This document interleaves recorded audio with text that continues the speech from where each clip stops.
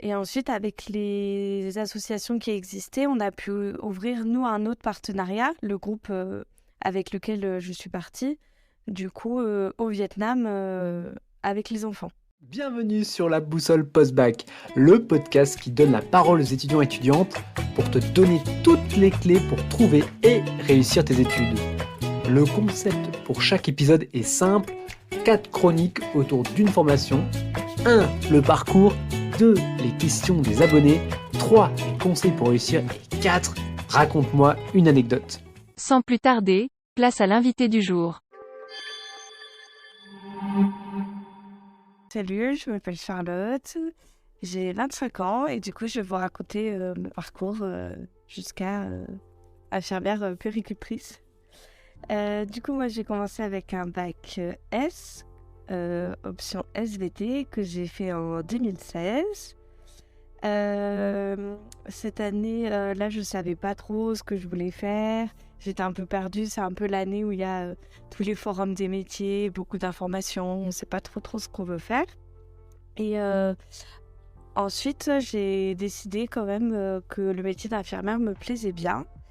Et pour rentrer en école d'infirmière, il n'y a plus de concours maintenant, mais moi quand je l'ai passé c'était un concours encore.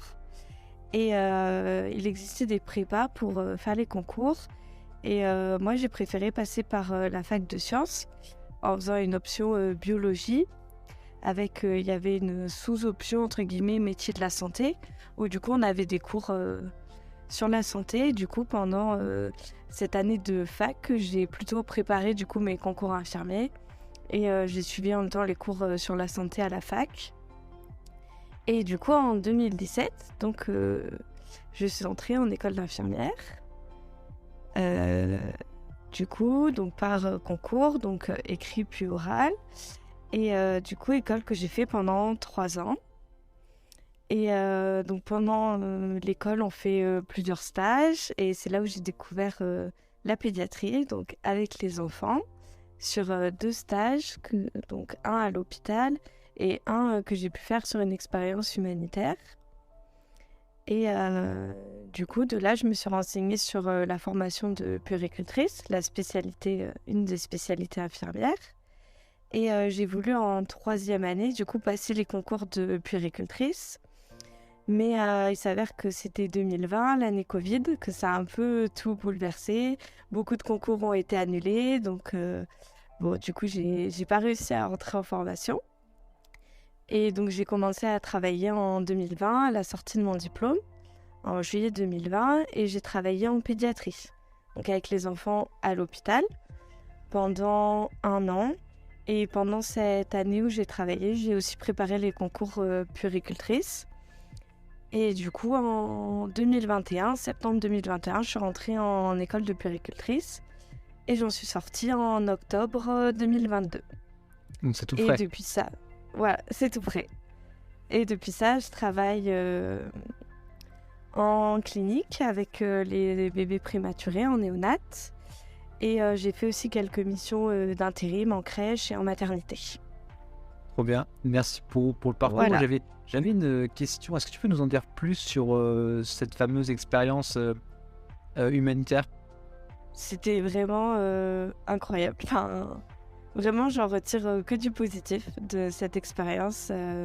Autant par le stage, parce que du coup, j'étais dans un hôpital pédiatrique, donc complètement dans mon environnement, avec une association qui s'occupe des enfants. Donc voilà, sur le point professionnel, j'ai trouvé ça extraordinaire.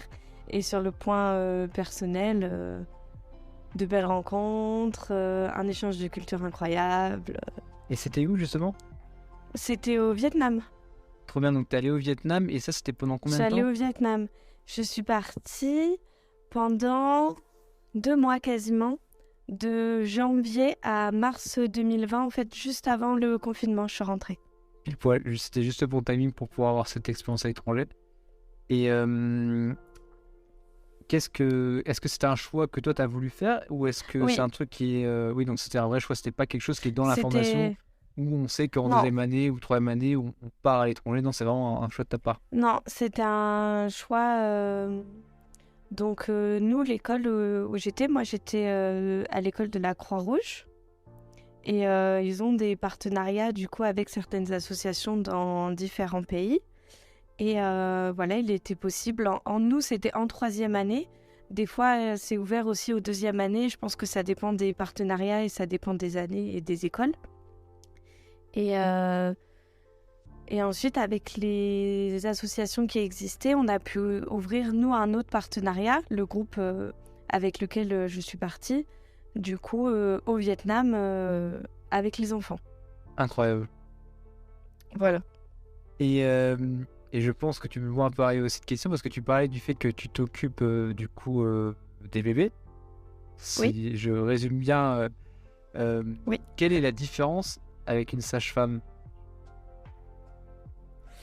Alors, une sage-femme, alors la filière, déjà, c'est pas la même. La sage-femme, il y a la première année de médecine, on passe par la PACES, la première année de médecine. Et la sage-femme va plutôt s'occuper des mamans. Donc le suivi des grossesses, les accouchements. Alors que nous, puéricultrices, on s'occupe des enfants de 0 à 18 ans. Voilà, on ne s'occupe pas des mamans. Donc par exemple, lors d'un accouchement, nous, on va plutôt récupérer le bébé après l'accouchement pour s'en occuper et la sage-femme va s'occuper de la maman.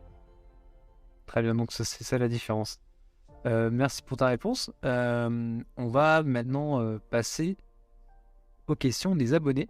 J'aurais demandé en fait s'ils avaient des questions à te poser sur le parcours puéricultrice, c'est ça? Puéricultrice, oui. Puéricultrice, il faut bien que je prononce. Donc il y avait d'abord Léa qui posait la question est-ce que tu apprends à gérer les parents? Donc ce que tu disais, c'est que tu les gères pas, mais est-ce que justement il n'y a pas une peur un peu des parents de laisser l'enfant auprès de main de quelqu'un d'autre qu'ils connaissent pas?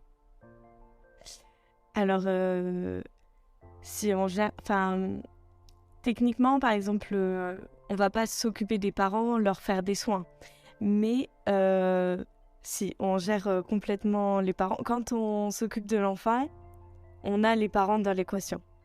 On le dit, on n'est pas sur une relation enfant-soignant, on est sur une relation enfant-parent-soignant. On s'occupe des enfants, il y aura les parents à côté. Donc oui, on gère les parents dans les situations de stress, de joie. On a les parents avec nous, oui. Et ça, justement, c'est ce qu'elle posait comme question Léa, c'est est-ce que c'est un truc que tu apprends en cours ou c'est vraiment un truc, c'est le terrain, quoi? C'est les stages, les expériences qui te font apprendre sur ce sujet?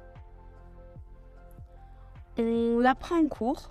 On apprend beaucoup à comment inclure les parents, ou justement comment essayer de pas trop les inclure non plus pour qu'ils restent à leur place et nous à la nôtre. Mais en théorie, on va nous donner des astuces, des outils, mais c'est en pratique que nous, on va savoir comment gérer, comment chaque personne va gérer la situation et gérer les parents. Ça, la théorie, après, t'as vraiment le feeling sur le terrain, quoi. Voilà. Mais on en parle énormément et on a même des mises en situation. Ah ouais? Vous faites des petits Oui. sketchs Voilà, on fait des petits sketchs où on a le poupon et un tel joue la puéricultrice, un tel joue le papa, un tel joue la maman. Trop bien. Passons ensuite à la question de Thibaut qui demande peux-tu expliquer ce que c'est le pot à pot? Alors, le pot à pot, c'est intéressant parce que c'est quelque chose qui se développe de plus en plus, donc c'est intéressant d'en parler. C'est le fait de mettre le bébé donc directement en pot à pot, c'est-à-dire que lui va être tout nu ou alors juste en couche, disons sur les parents qui n'auront pas de t-shirt. Et ça permet, ça a beaucoup de bénéfices. Par exemple, les bébés, ça va leur permettre de réguler leur température, parce que du coup, c'est les parents qui vont réguler la température de l'enfant. Ça permet de créer le lien. C'est une très bonne chose pour les bébés et pour les parents. Et donc c'est toi qui, en tant que puéricultrice, qui effectue ça? Oui, oui. Enfin, c'est pas forcément que de notre rôle, mais oui, c'est les soignants. On dit qu'on met le bébé en poids, disons. Ok, Et après, les parents, des fois, au fur et à mesure, se sentent de le faire eux-mêmes. eux-mêmes. Trop bien. Bah, merci pour ta réponse. On finit avec la question de Manon. Qu'est-ce qui t'a donné envie de partir sur cette voie? Alors moi, le milieu des enfants, ça m'a toujours intéressée. En job étudiant, j'avais commencé animatrice de centre de loisirs, mais c'est quelque chose qui me plaisait déjà. Et la santé aussi, ça me plaisait.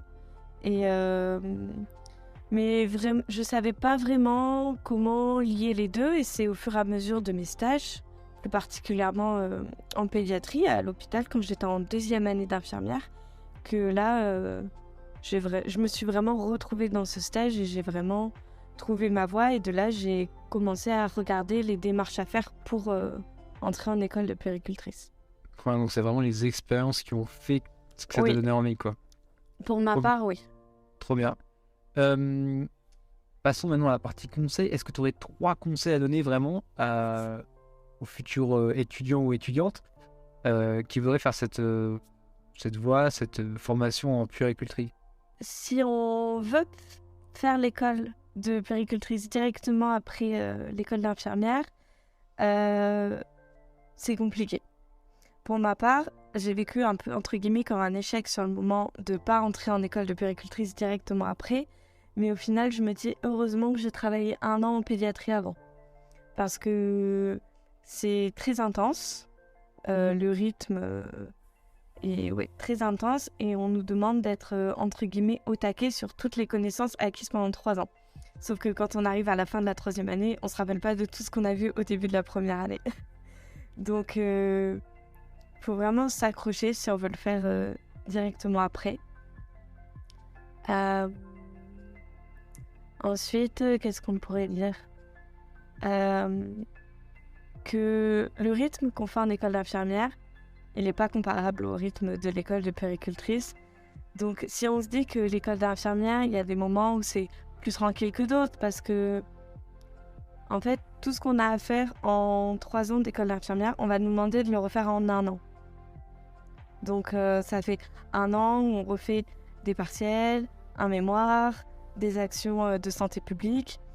Et tout ça, c'est très condensé. Donc, il faut vraiment s'accrocher et pas se dire que le rythme d'école d'infirmière, si on le tient, ça va être facile, entre guillemets. Et ensuite, qu'est-ce qu'on peut dire en conseil? Et un dernier, peut-être par rapport à comment tu gères le stress pendant les examens? Franchement, il faut pas se laisser surpasser. C'est personnellement l'école où je l'ai faite, c'était vraiment de la bienveillance. Voilà, les profs savaient que c'était une spécialisation. Si on était là, c'est qu'on en avait envie. Eux, ils avaient envie de nous former. Donc voilà, ils sont là. Voilà, il faut qu'on soit pro, il faut qu'on révise, qu'on apprenne nos cours. Mais voilà, il n'y a pas de surstress à se donner, si on peut dire ça comme ça. On est là parce qu'on aime ce qu'on fait. Faut kiffer ses stages et voilà. Donc vraiment, si je résume ce que tu disais, c'est il faut pas se laisser surprendre par le rythme entre la 3e et la 4e année, c'est ça, parce qu'après il y a encore 1 an ou 2 ans? C'est un bac plus 4 ou non, bac plus 5? c'est bac plus 4. Pour le moment, Ok. c'est bac plus 4. Ok. Pour le moment, c'est bac plus 4, donc tu as vraiment bac plus 4, donc c'est vraiment une année condensée, donc il faut pas se laisser surprendre sur ce changement de rythme. Et il faut surtout pas se mettre trop de pression et juste essayer de faire les choses bien pro. Ouais. Et quand on est pro, dit en fait ça passe bien, quoi. On travaille. Ouais, parce que c'est une année complète. On commence en septembre, on finit en octobre. L'été, on est en stage. Oui, c'est vraiment 12 mois, t'arrêtes pas. Voilà. Oui, prêt. Trop bien. On finit comme d'habitude les épisodes avec une super anecdote. Enfin, j'imagine que tu en as une à nous raconter.